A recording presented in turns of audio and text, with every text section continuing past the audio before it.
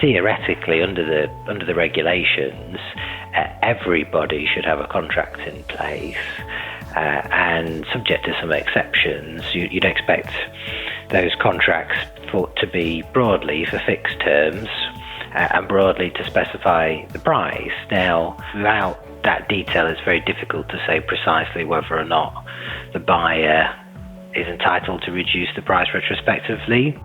Dairy farmers could launch legal action over backdated price cuts. Can a partnership approach between industry leaders and the Scottish Government really deliver a better future for farming? And we discover that urban youngsters often know more about farming than we think they do. Welcome to the Farmers Weekly podcast. I'm Johann. I'm Louise Impey. And I'm Hugh Broom.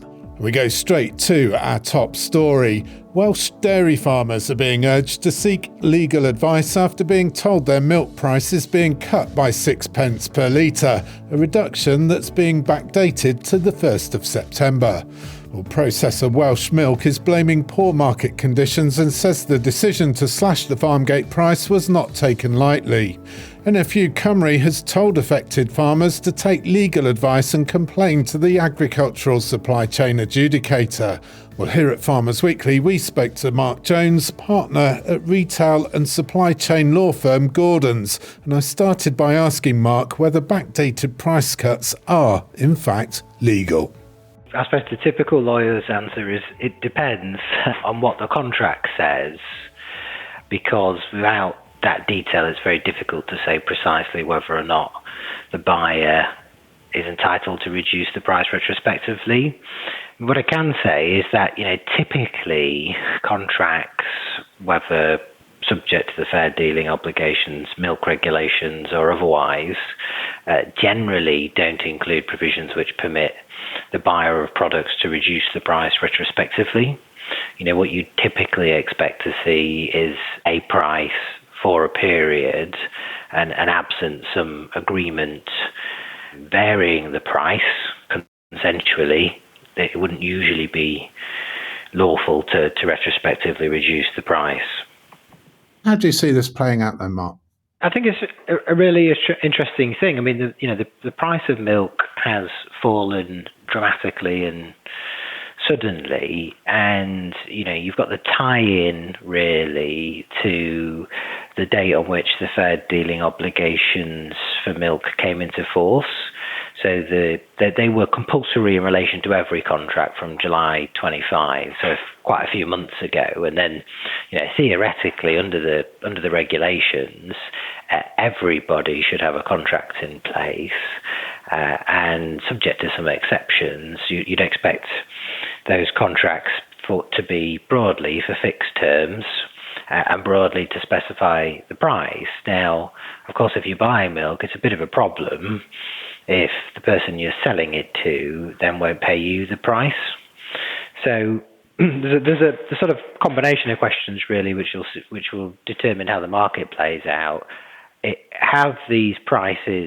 Has everyone contracted for 12 months from July for fixed prices, in which case we probably won't see a lot of issues in the marketplace, or do we have contracts coming to an end around now, but somewhere in the supply chain someone's got a fixed price, in which case the middleman, if I can put it like that, so a processor of milk by way of example, if their customer's paying them a lower price, but the farmer, they've contracted with the farmer to pay a higher price, then they're in a bit of a pickle. And in those circumstances, often irrespective of the law, you have to take a bit of a risk and say, well, I can't pay you that because I can't afford to. Now, that might not be lawful, but you might see that type of activity happening in the marketplace. And Mark, what can farmers do in a situation like this?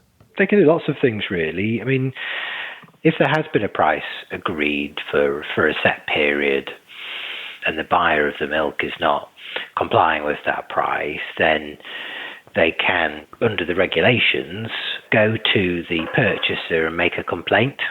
So every contract should have a dispute resolution procedure in it, which sets out the supplier's, the farmer's right to make a complaint to the purchaser of that milk, and they would have to resolve that complaint satisfactorily. Now, if that didn't happen, they can go to the adjudicator, and the adjudicator would then gather the evidence and determine whether or not the complaint was valid. And if it is valid, the adjudicator can instruct the purchaser of the milk to compensate the supplier of the milk. They can fine the business purchaser, the purchaser of the milk. And what you can also do outside of that regime is go to a solicitor and ask them to look at the contract, tell you if you've got a claim, and write to the purchaser of the milk setting out the reasons why what they're proposing to do is illegal. And if they didn't remedy it, i.e. pay the proper price, then you can sue them. And, there's a regulator there, and, to my knowledge, hasn't seen much action yet, but he's there for a reason. Complaining, though, is often easier said than done. It's a small marketplace out there. There aren't that many alternative buyers should things go wrong with the person buying your milk at the moment. What's interesting about fair dealing obligations and milk is that farmers might find themselves in a bit of a tricky position in relation to their customer base, because it's often the case there's not that many processors you can sell your milk to. So there's sort of a live question, or there'll certainly be a live question for some farmers here who find themselves in a position where, the processor, the person purchasing the milk off the farmer, is doing something which breaches the regulations, but the reality is that there's only one customer to sell to. And that puts you in a more challenging situation in terms of your appetite to do anything about it. So, the regulations, I think, are a good step forward in, improving fairness in the supply chain, but it isn't a panacea, because, market conditions always make these things a bit tricky. That's Mark Jones from specialist law firm Gordon's.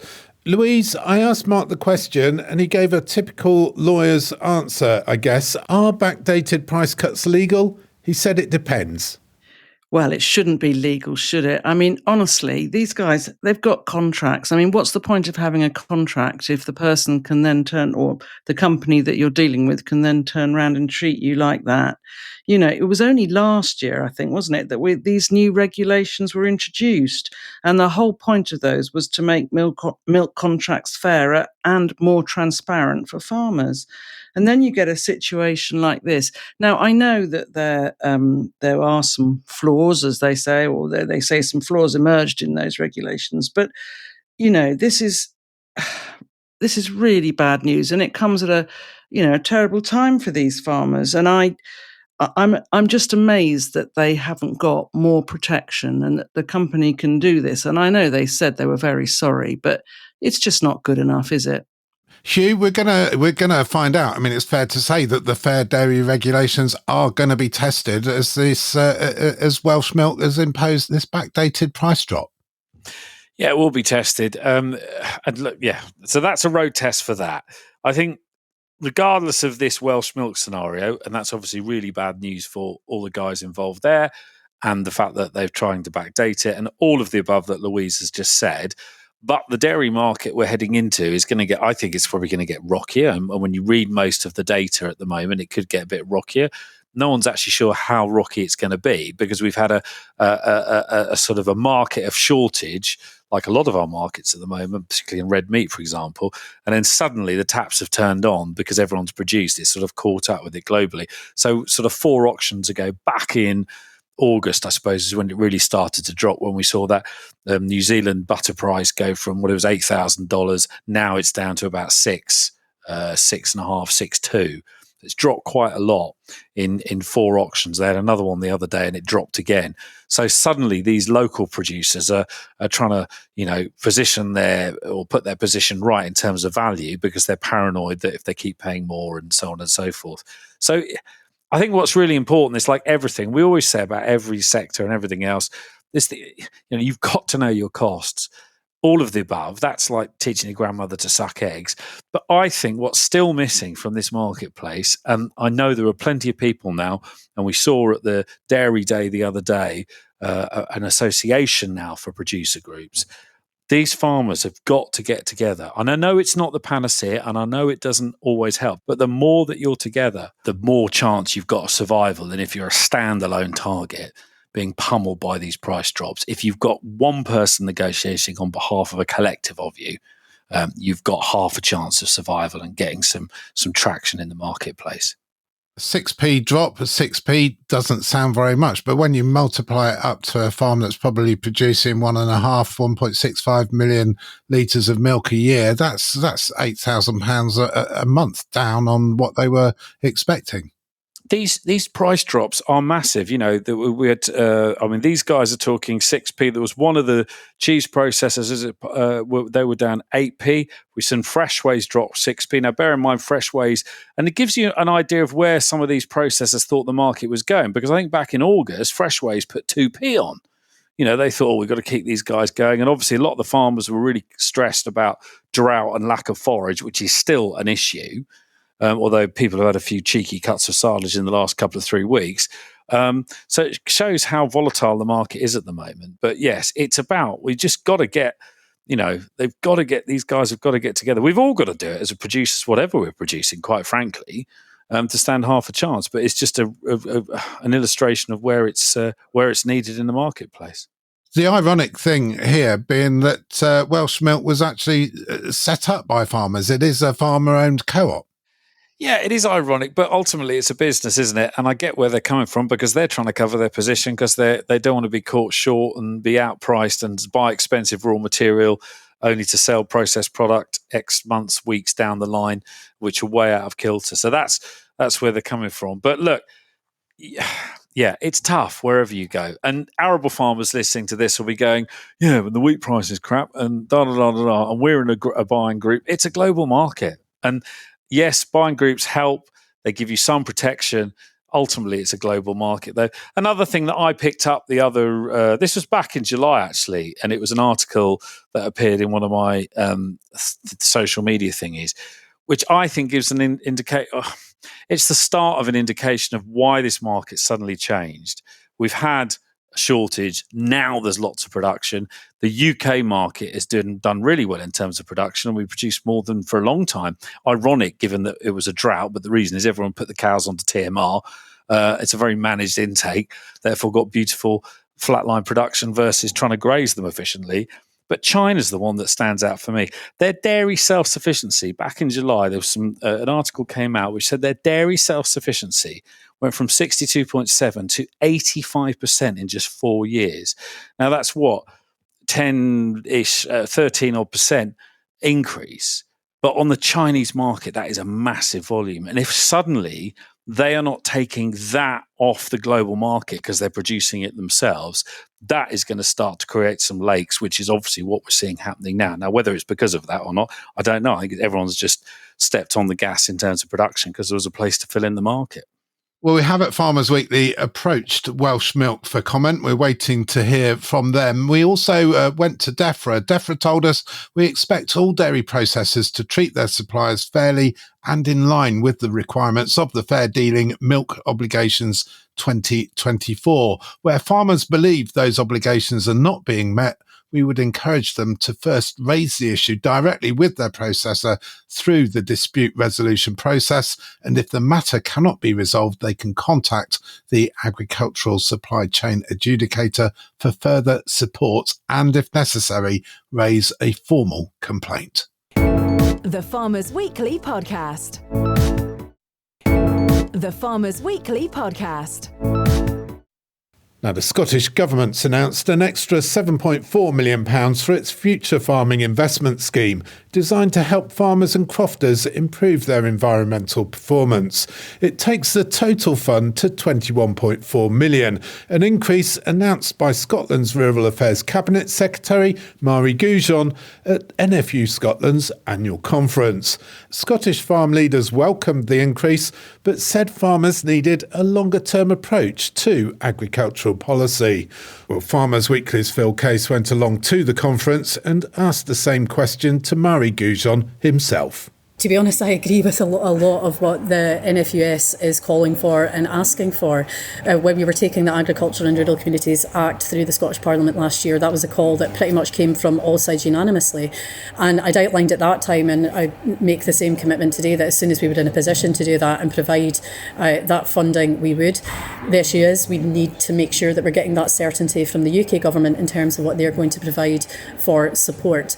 And the First Minister also made that commitment this year at the Royal Highland Show. So as soon as we're able to provide that clarity, then that's what I would hope to put forward, because I know how important it is for industry to know what's coming down the line, to know what to expect so that they can plan for the future. But it's also hugely important for government. We want to be able to provide that certainty and clarity. It also enables us to plan a few years in advance rather than this annual cycle of budgets that we've been in for the past few years. When we think back to when we were in the EU, we had 7-year cycles of funding. It seems like an absolute dream now compared to the way that we've been operating. I can only hope that we're in a position, but at least we get a few years in advance. That would be helpful for us all. And the agricultural transition, it seems as though it's a long time coming in Scotland.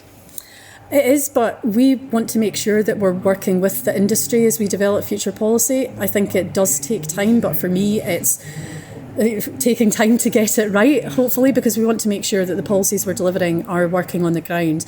What we have been trying to do, though, is provide as much certainty as and when we can do that.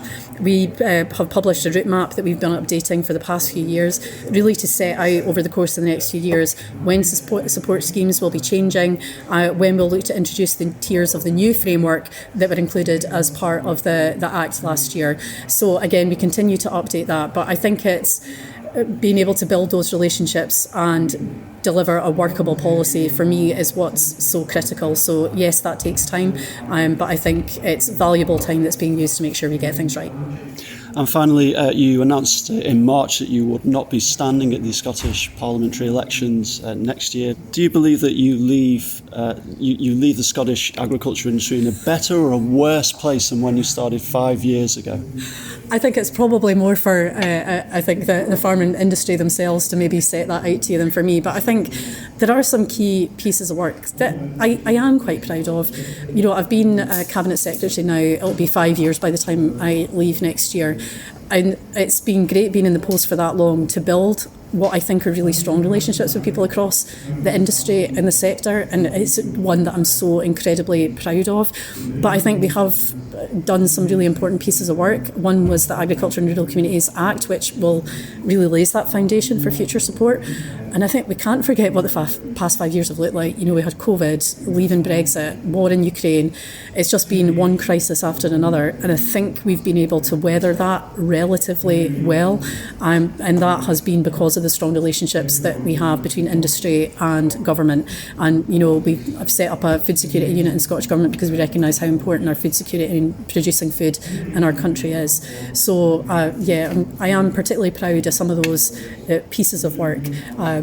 But more work still to do. Oh, of course. But again, we're just at the start of the transition into the future framework of support. So there is so much work still to do, still to come down the line.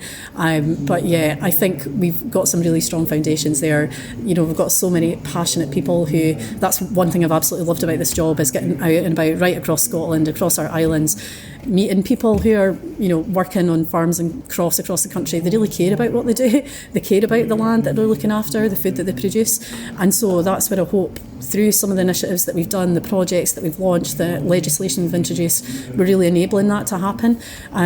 Because I really want to make sure that farming and crofting in Scotland thrives long into the future. And I think we have laid some quite strong foundations for that. As Scotland's Rural Affairs Secretary Murray Goujon. Now, Phil also caught up with NFU President Andrew Connan. We welcome the fact that the government have agreed to up the Future Farm Investment Scheme from the 14 million up by 7.4 million to 21.4 million. We've consistently been asking for that in recent months. We recognise it's been massively oversubscribed, so we welcome that 52% uplift today. And on the agricultural transition, certainly viewing from England, it feels as though it's sort of lagging behind in Scotland. What do you think? Yeah, we're transition to a new system, future support system, is lagging behind. But I do think that although it's slow, hopefully we're going in the right direction. We're trying to shape things out with government, trying to work with government, influence and lobby government to give us a system that will actually, support active farming and crofting going forward. That is essential. Anything other than that would be a cliff edge for our industry. And today, during your speech, you called for better security of funding, more longer multi-annual support, as we had under the cap, for example. Yes, that's one of our key asks going forward, and it will be for manifestos for the Scottish elections next year. We need to see ring-fenced multi-annual funding for our industry. We can't work as an industry on an annual basis trying to thrash out a budget from year to year. Our industry needs longer-term vision and commitment and confidence. And just finally, Myri Goujon, she's now been in her role for 5 years and she's obviously leaving. How do you assess her performance? I have to say, the enthusiasm and the efforts from Cabinet Secretary Myri Goujon can never be questioned. She's stuck in hard. We're coming through a transitional phase. Obviously, we would like, progress to be quicker, but as I've already said, we need to have a direction of travel that goes in the right direction and delivers for us. So, she's got our industry. I think she understands it, and probably sad to see her go, to be fair. That's Andrew Connon talking to Farmers Weekly's Phil Case, who joins us now. Phil, some interesting comments there from both Myri Goujon and Andrew Connon. You suggested the agricultural transition, the switch away from the basic payment scheme towards more environmental support to farmers, has been a long time coming in Scotland, and some people think the relationship between NFU Scotland and the Scottish Government is just too cosy, that farm leaders should be holding politicians' feet to the fire a little bit more closely. But others say the partnership approach brings benefits.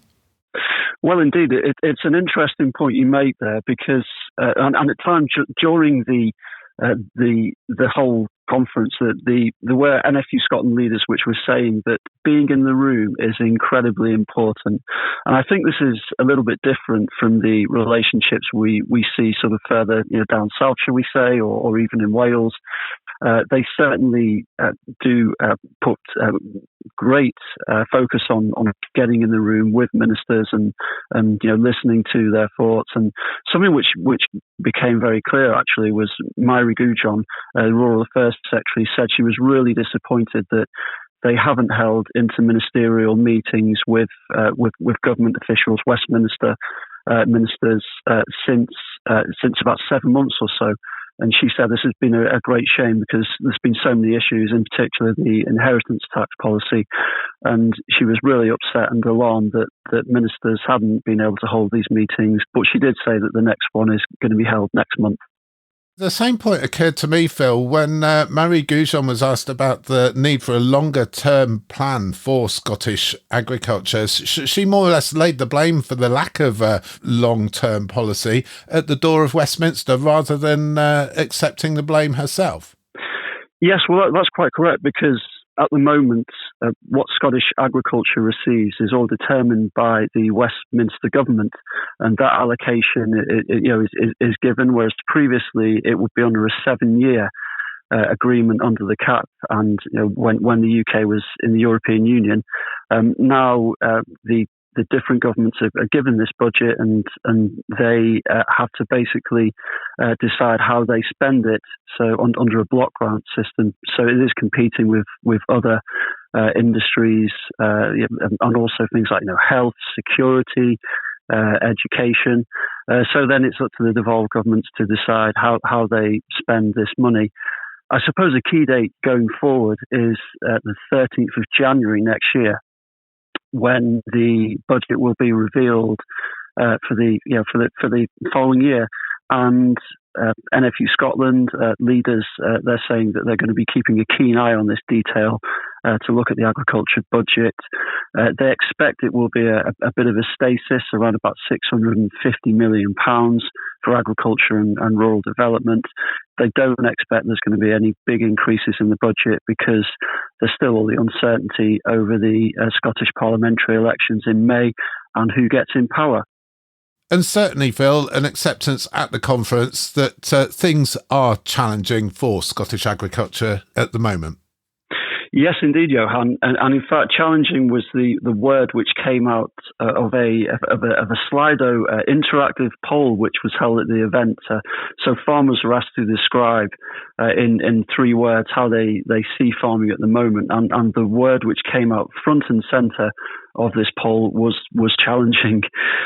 So yes, effectively, farmers do are feeling the heat at the moment. That said, there was an upbeat tone at the conference, and NFU Scotland leaders were keen to point out that that people always need food, and indeed by 2050 there'll be 9.5 billion mouths to feed on the planet, and that's where farmers are going to fit in. The Farmers Weekly Podcast. The Farmers Weekly Podcast. You're listening to the Farmers Weekly Podcast. Welcome along wherever you're listening to us from. You can email us, podcast@fwi.co.uk. And if you're in the UK itself, you can also message us by texting the word farm, followed by your message to 88440. Louise, you've been out and about a lot this week.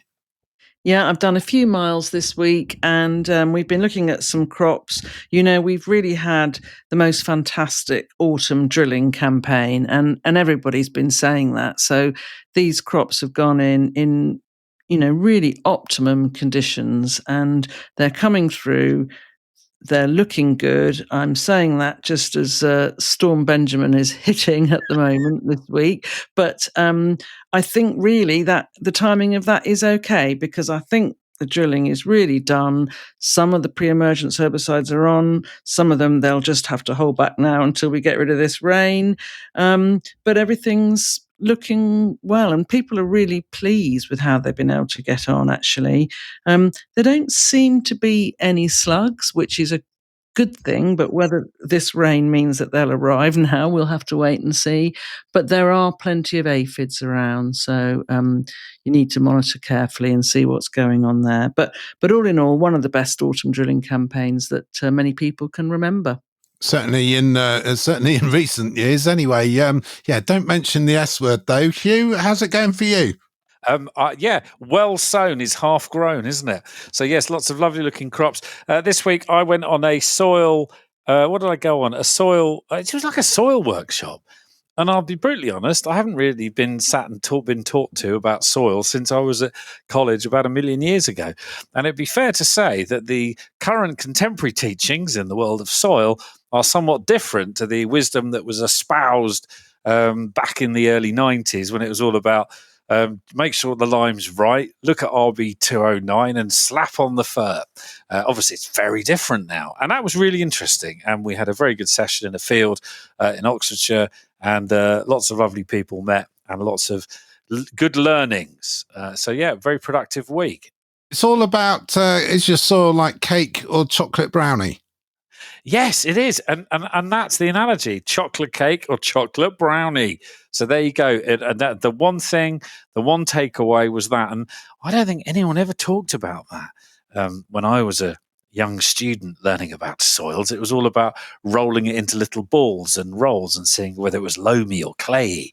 But there was no talk of chocolate cake or chocolate brownie. Obviously, if it's chocolate cake, it's beautiful, it's spongy, it's got air in it, it's got roots, it's got loads going on. If it's slumped and horrible, it's chocolate brownie. It's all anaerobic and rather disgusting. So, yeah, that was the big takeaway. Chocolate cake versus chocolate brownie. And were you counting worms, Hugh? There was a bit of worm chat. But as the esteemed teacher said to us, this time of year, things are starting to cool down. So the worms are all a bit more hidey. They're not as full on as what they might be. But yes, worms are a consideration. Worms always a consideration, Hugh, just like commodity prices. And what's happening in the markets this week? Thank you very much, Johann. Finished the deadweight this week at 647.7. That creeps up 2.2p on the week. The live weight 366.8. That's gone up about exactly 3p on the week. Sheep prices slightly back, 662.3. The deadweight SQQ this week. That is back about 4p or just under 4p on the week. The live weight pretty much standard. Well, it's crept up by 0.1 of a penny. So the live weight SQQ this week, 300.9 pence. Pig price goes back, I'm afraid. That's gone back about 1 point. It's quite a bit, actually. It's gone back to 204, back from 205.3. So fair drop back on the pig numbers there. To the arable markets, feed wheat, 162.10. That's gone back £1.90 on the week. Milling wheat has actually gained for a long time. Milling wheat, £177. It's gone up £2 on the spot. Compare that to a year ago when it was £219.10. There you go. You can even dream of such prices. Feed barley, 142.4. That's gone back 40p on the week. Oilseed rape, 396.1. That's gone back exactly £2 on the week. Feed peas, 193.3. That's dropped back £10 pretty much. 204 buys you a ton of feed beans. That's gone back £1.20 on the week. The diesel price is dropping, so that's a good thing. 65.48 Wednesday morning ring round gets us back from 66.9 last week. A year ago, it was actually only 67, so not too much change really, but at least it's going in a downward direction. Thank you, Hugh. And for trusted market data delivered straight to your inbox, visit the AHDB Preference Centre at ahdb.org.uk/market-data to sign up for and customise AHDB market emails. The Farmers Weekly Podcast. The Farmers Weekly Podcast. And finally, this week was New Scientist Live, the annual festival of science at London's Excel Exhibition Centre. Farmers Weekly has a huge agricultural presence at New Scientist Live, supported by key industry partners. It's all about encouraging a better understanding of farming and getting youngsters into the industry. We went along and spoke to some of the farmers helping out. I'm Andrew Metcalf and I farm up in West Lancashire. The questions they've been bringing us have been absolutely, there've been a whole range of questions. It's been fantastic. A lot of the questions I guess they're asking are things that we in farming probably take for granted and just accept the answer. So any unusual ones? I've been asked a lot of questions about soil. Why is soil important? So I've been talking about how we've been sort of trying to really focus on our soil, look at the microbiomes in our soil, trying to get it aerated, trying to get the clover to get the nitrogen into the soil. They've been really interested to know the science behind it. Obviously, we're at the science fair, so that's been extremely important to talk about. The agronomists we use, the nutritionists we use. How important the vets are. We're using the vets. They've been watching about the drugs we use and why we use drugs, and we're sort of saying, look, we're focusing on the limitation of using antibiotics and drugs on farm. It's certainly been a high level of question. I must admit, I'm very tired. Very tired. So you're going to sleep on the train on the way home? Hopefully I'll wake up before my stop. But I don't think I really realised how hard it was going to be. My name's Heather Davis and I'm from Herefordshire. So Heather, if we wander over here, we've got a life-size cow with covered in Post-it notes. Tell me about this. Yes, we've been asking the children, the young people, when they've been here and we've had a chat, sort of what their impressions are. We've done things from what are your favourite things that are made from milk, what's the best thing you've learned today, and we've had a lot of positivity and a lot of really good interactions. And we can see that they're having to go milking this cow as well. Yeah, they've absolutely loved that. I think it sometimes takes a bit of coaxing to get involved, but I'm hoping it's going to make them really appreciate their glass of milk tomorrow morning. And what are you hoping to get out of being here at New Scientist Live? So the first thing that we really want to achieve is a greater connection between STEM and agriculture. I think we've got such natural curiosity with young people that we really want to foster and just help them just plant that seed to be thinking about this in the long term. I'm Jim Beattie and I'm a farmer from Northamptonshire. I grow for Weetabix and we're their most local grower, just 1 mile away from the factory.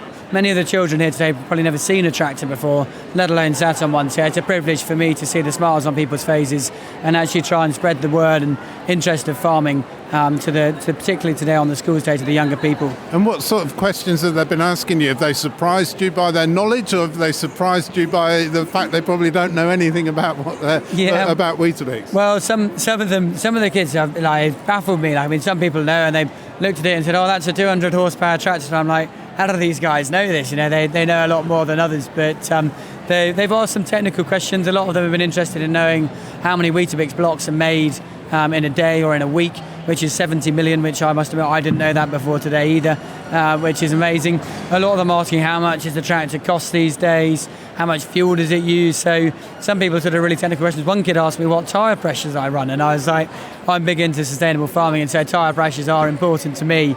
And so I did have the answer to his question, but it just made me laugh that someone so young was so interested in that.